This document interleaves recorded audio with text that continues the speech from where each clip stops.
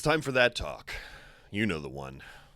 So you created a religious state to escape religious persecution, and now you're using that religious state to justify religious genocide. A wise guy, eh?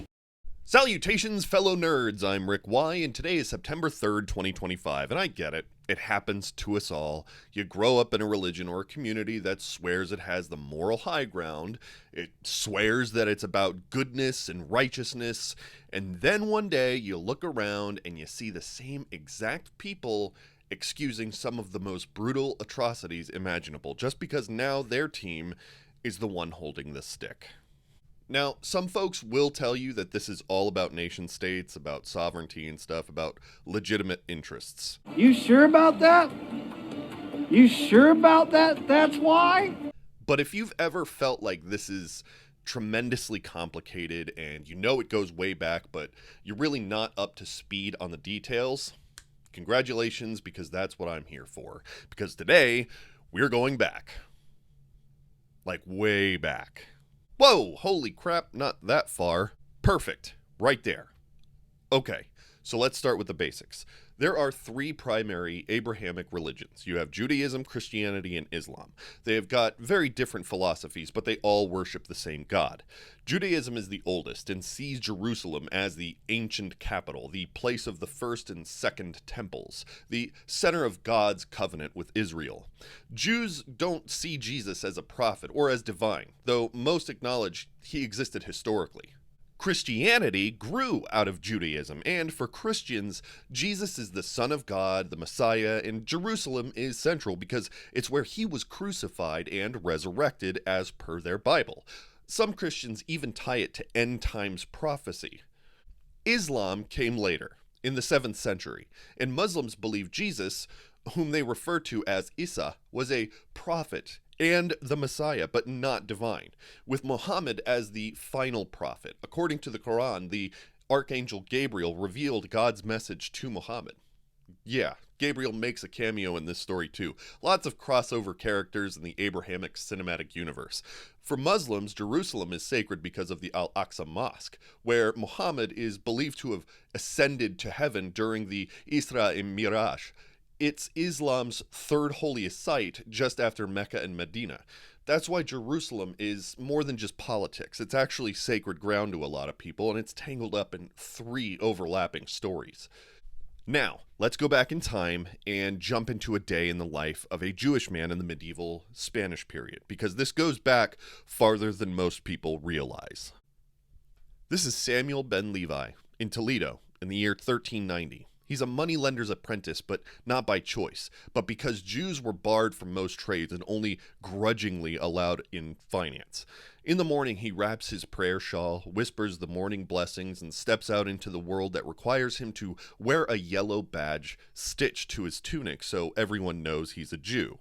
This should sound at least somewhat familiar given the actions of the Nazis, but we'll get there. His synagogue has to also be marked by law so Christians can recognize it, and by midday, he's at the market, tallying debts. A farmer mutters that Jews bleed the poor dry, parroting the sermon he heard from the friar, but that same farmer is there to borrow money for seed because the church forbids Christians from lending with interest. Samuel is both needed and despised, and he feels it in every transaction. At night, the bells toll, rumors spread. A child has fallen ill, and whispers race through the town that Jews poisoned the well. His mother quietly packs bread and figs in case they need to flee to relatives. He remembers his uncle's stories of pogroms in France a century earlier. Entire communities were burned alive. And so, for the Sabbath, his family gathers, lights the candles, and his father chants, "Next year in Jerusalem." The words hang heavier than ever, but it's not about theology. It's about longing for a place where they won't be tolerated at daybreak and then threatened by dusk. This was the Jewish reality in Europe for centuries. Pogroms, ghettos, expulsions, state-sanctioned hatred.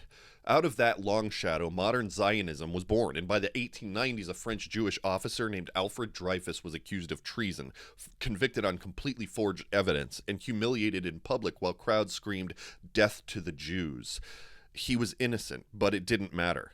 The novelist Émile. Zola published J'accuse, accusing the French government of conspiracy, and the whole country split in half. The affair dragged on for well over a decade, but the takeaway for the Jews across Europe was brutal. Even in the most enlightened societies, assimilation would never guarantee safety. Covering his trial, a journalist by the name of Theodor Herzl drew his conclusion. Jews would never be secure without sovereignty. He wrote Der Judenstaat, and by 1897, the first Zionist Congress met in Basel, adopting the goal of a Jewish home in Palestine. 2 decades later, the British issued the Balfour Declaration of 1917, promising a Jewish homeland in Palestine, while also promising not to prejudice the rights of the non-Jewish communities already living there. This is an impossible contradiction that was baked right into the policy. Under the British mandate, Jewish immigration rose. Arab opposition obviously hardened, and by the 1930s, the commissions and white papers were seesawing between partition proposals and restrictions, slamming the door shut just as European Jews needed refuge the most. And then came the Holocaust. During this brutal and horrific period, 6 million Jews were murdered. For many, the idea of a Jewish homeland shifted from aspiration to absolute necessity. By 1947, the UN voted to partition Palestine, and in May of 1948, Israel declared independence. Within minutes, President Harry Truman recognized the new state of Israel. Truman had been raised Southern Baptist, steeped in Bible stories about the chosen people in the Promised Land. He once even compared himself to Cyrus, the Persian king who allowed for Jews to return to Jerusalem.